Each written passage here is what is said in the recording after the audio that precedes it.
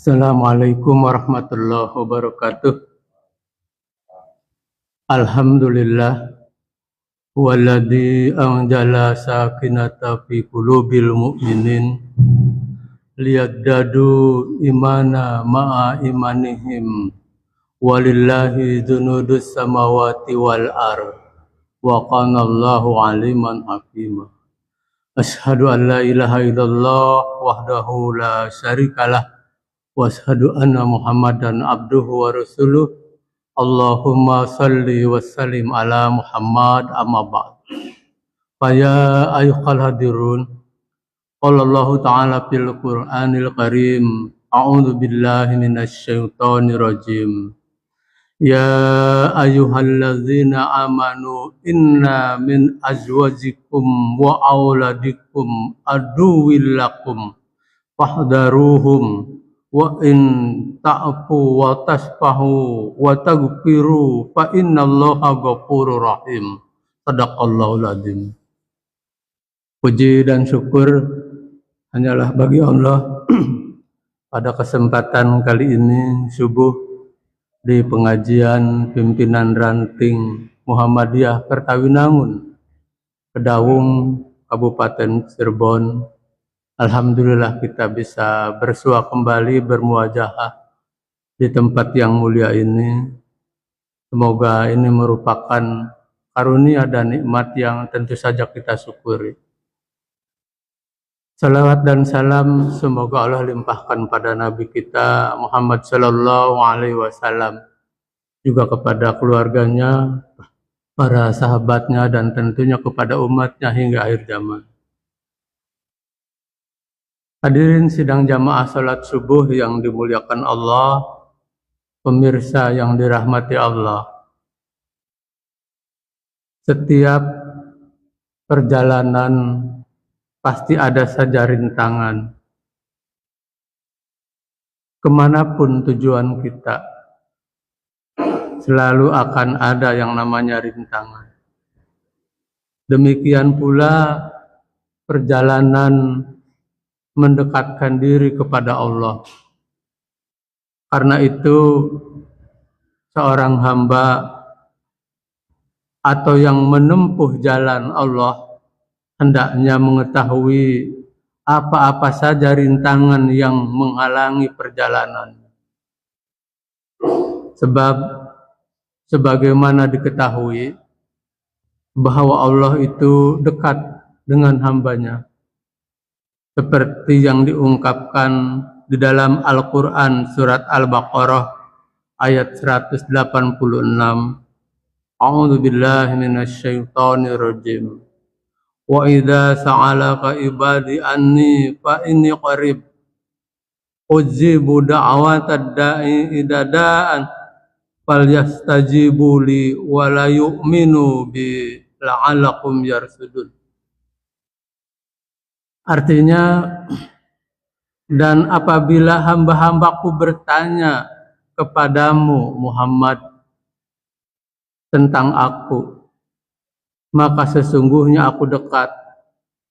Aku kabulkan permohonan orang yang berdoa apabila dia berdoa kepadaku. Hendaklah mereka itu memenuhi perintahku dan beriman kepadaku agar mereka memperoleh kebenaran. Pemirsa yang dirahmati Allah, dalam kaitan ini Imam Al-Ghazali menyebutkan ada 4 rintangan atau penghalang besar yang mengganggu kedekatan kita kepada Allah. Yang pertama, dunia dan perhiasannya. Tak banyak disadari bahwa salah satu sandungan besar dalam perjalanan kita mendekatkan diri kepada Allah adalah dunia dan perhiasannya. Maka kita harus berusaha meluruskan niat dan menyingkirkan godaan dunia dari hati kita. Ini artinya seorang penempuh jalan Allah atau siapapun yang ingin dekat kepadanya bukan tidak boleh memiliki dunia, bukan tidak boleh mencintai dunia, tetapi ia tidak boleh menjadikan dunia sebagai tujuan, tidak boleh membiarkan hati mengikuti keinginan dunia, tidak boleh membiarkan hati dikendalikan oleh dunia.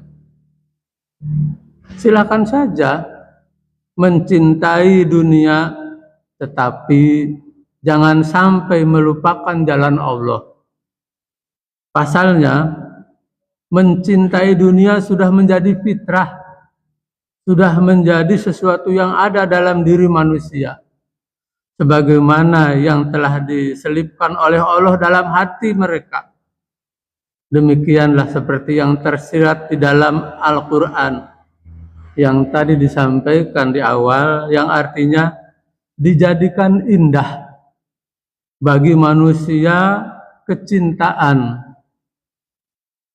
pada aneka kesenangan yang berupa perempuan, anak-anak, harta benda yang bertimbun tak terhingga berupa emas, perak, kuda pilihan, binatang ternak, dan sawah ladang. Itulah kesenangan hidup di dunia, dan di sisi Allah lah tempat kembali yang baik. Al-Quran surat Al-Imran ayat 14. Coba kita lihat dan jeli, artinya lihat dengan sungguh-sungguh kehidupan alam nyata. Di belahan bumi manapun orang berebut, bergumul, pakemul-kemul katanya, untuk merebut dan mempertahankan aneka kesenangan itu. Ceritanya pun aneh-aneh. Manusia saling berebut hawa dunia. Apalagi kalau ada yang suka lihat sinetron atau film, bagaimana ketika mereka itu memperlakukan hawa dunia, berebut, bergumul, kumul-kumul dengan urusan-urusan kesenangan dunia. Tapi itu memang sudah menjadi watak dan karakter manusia. Tapi tetap bagi orang yang beriman, yang bertakwa, waspada. Dalam istilah Al-Ghazali, kita harus juhud dan tajarrud terhadap dunia. Juhud dan tajarrud itu memiliki dua tujuan. Yang pertama, agar istiqomah dalam ibadah. Yang kedua, mencapai ketinggian nilai ibadah itu sendiri. Itulah makna juhud dan tajarrud. Tingginya kualitas ibadah orang yang juhud telah ditunjukkan Rasulullah dalam satu hadisnya, yang artinya 2 rakaat yang alim dan juhud hatinya lebih baik dan lebih dicintai Allah daripada ibadahnya orang yang tidak juhud hingga akhir masa selama-lamanya. Luar biasa.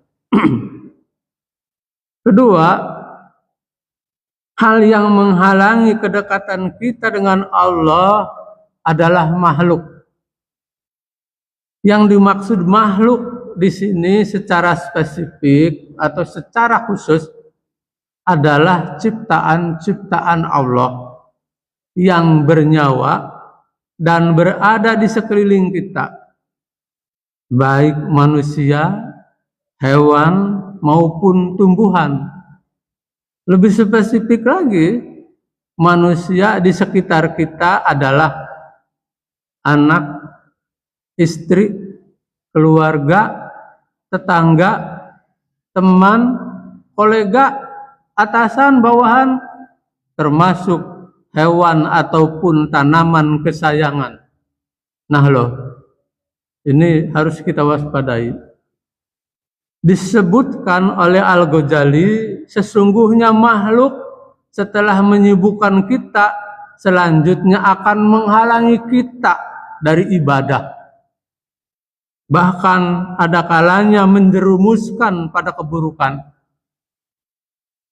Kan banyak di antara kita yang suka dengan hewan, dengan tumbuhan, apalagi kalau sudah yang hias-hias, yang indah-indah. Itu banyak menyita waktu, sehingga kita terlena dan lalai dalam beribadah. Mungkin telat sholatnya. Ya Allah Akbar. Ini betul-betul apa yang diungkapkan oleh Al-Ghazali itu akan menjerumuskan kita pada keburukan. Jadi tetap harus waspada. Allah mengingatkan kita di dalam Al-Quran, surat Al-Taghabun ayat 14, wahai orang-orang yang beriman, sesungguhnya di antara istri-istrimu dan anak-anakmu ada yang menjadi musuh bagimu. Maka berhati-hatilah kamu terhadap mereka. Ini perlu pemikiran kita berhati-hati pada istri dan anak-anak itu.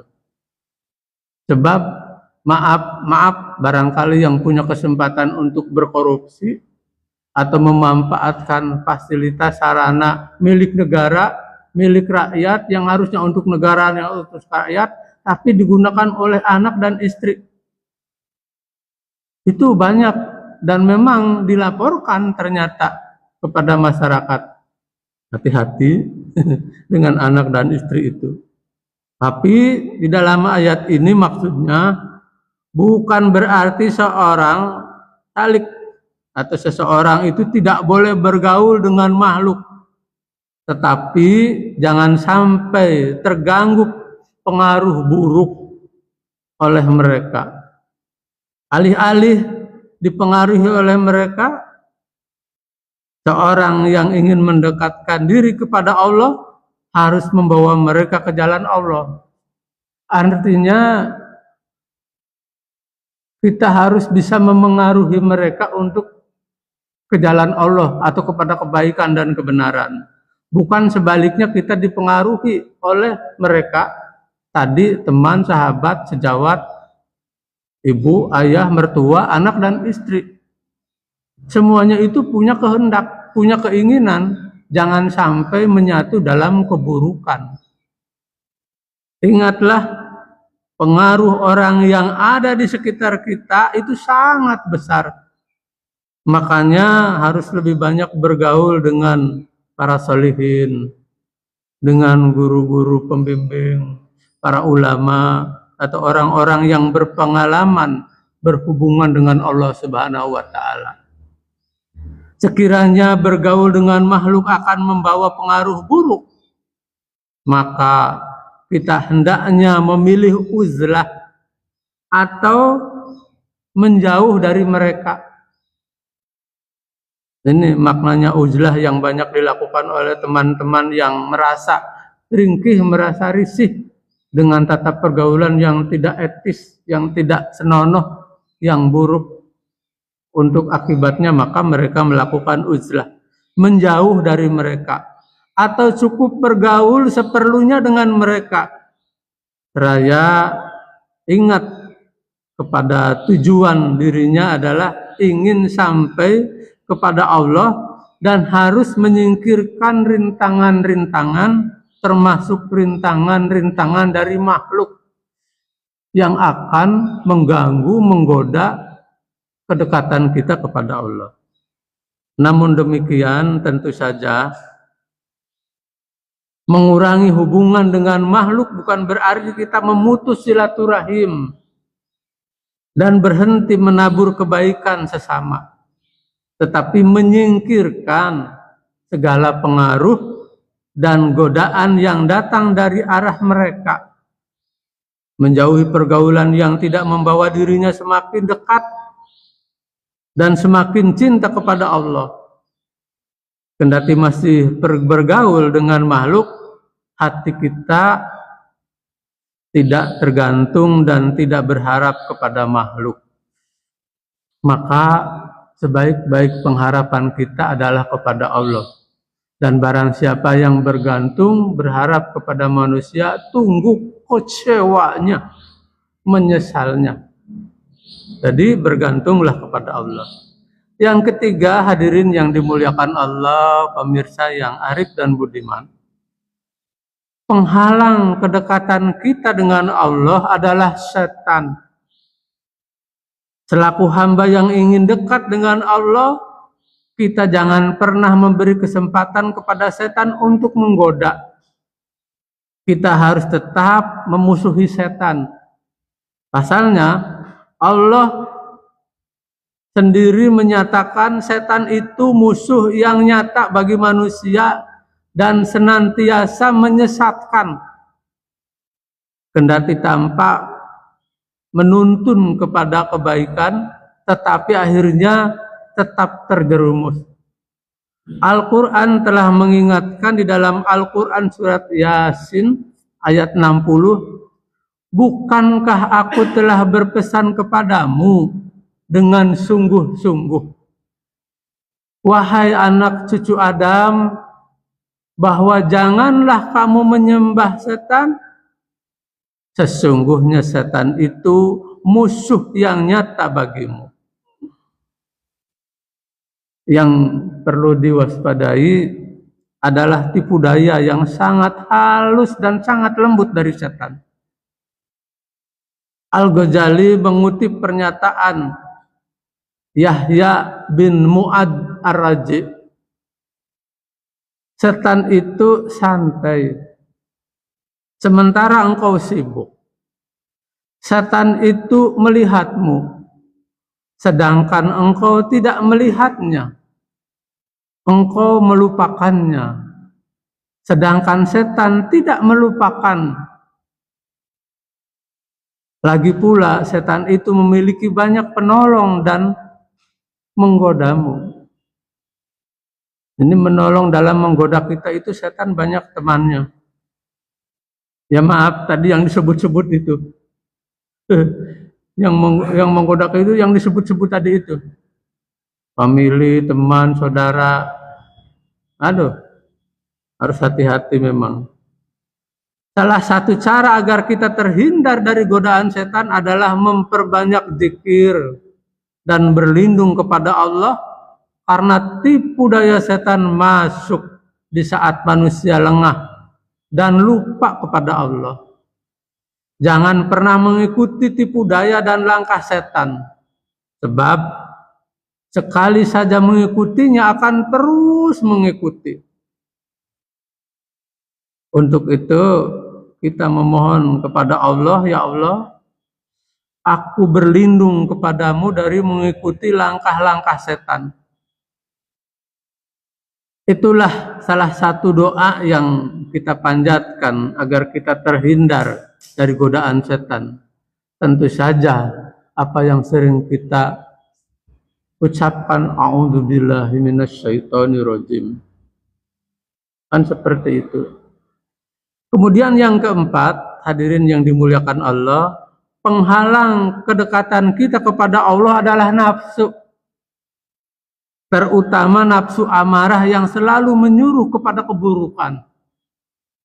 Demikian pula seperti yang disebutkan di dalam Al-Quran, sesungguhnya nafsu itu selalu mendorong kepada kejahatan, kecuali nafsu yang diberi rahmat oleh Tuhanku. Al-Quran surat Yusuf ayat 53. Ini ketika Nabi Yusuf dihadapkan kepada apa yang dihadapinya terkait dengan istri pembesar, di mana beliau adalah orang yang ada di dalam lingkungan kerajaan ketika digoda. Jadi Nabi Yusuf memohon kepada Allah berlindung dari nafsu, sebab godaannya memang sangat-sangat luar biasa. Dijelaskan oleh Al-Ghazali mengapa nafsu merupakan rintangan yang paling sulit ditaklukkan. Karena musuh dan penjahat yang berada dalam diri sendiri. Bahayanya kadang tidak terlihat karena berada dalam satu rumah. Terakhir, Al-Ghazali memberikan 3 cara untuk memecahkan keinginan nafsu. Yang pertama, mengekang keinginan syahwat atau hal-hal yang diinginkan. Yang kedua, menahan beratnya beban ibadah. Ibadah itu berat. Berat sekali. Masjid yang begitu dekat saja terasa jauh. Tapi kalau mall yang puluhan kilometer, yang lebih dekat gitu loh. Atau tempat rekreasi yang menyenangkan, itu terasa lebih dekat daripada masjid yang cuma selangkah 2 langkah. Jadi beribadah itu memang berat. Untuk itu ya harus betul-betul kita menghadapinya agar jangan sampai kita terlena atau tergoda. Jadi menahan beratnya beban ibadah. Kemudian yang ketiga, selalu memohon pertolongan kepada Allah. Tidak ada yang bisa menolong selain Allah. Semoga kita termasuk hamba yang dapat mengendalikan nafsu. Selalu berhati-hati dalam bergaul dengan makhluk. Selamat dari godaan setan. Dan tidak terpedaya dengan godaan dunia. Sehingga dapat mendekatkan diri dengan Allah Subhanahu wa Ta'ala. Lalu kita menjadi orang yang selamat. Nasrun minallah wa fathun qarib wa basiril muslimin. Wassalamualaikum warahmatullahi wabarakatuh.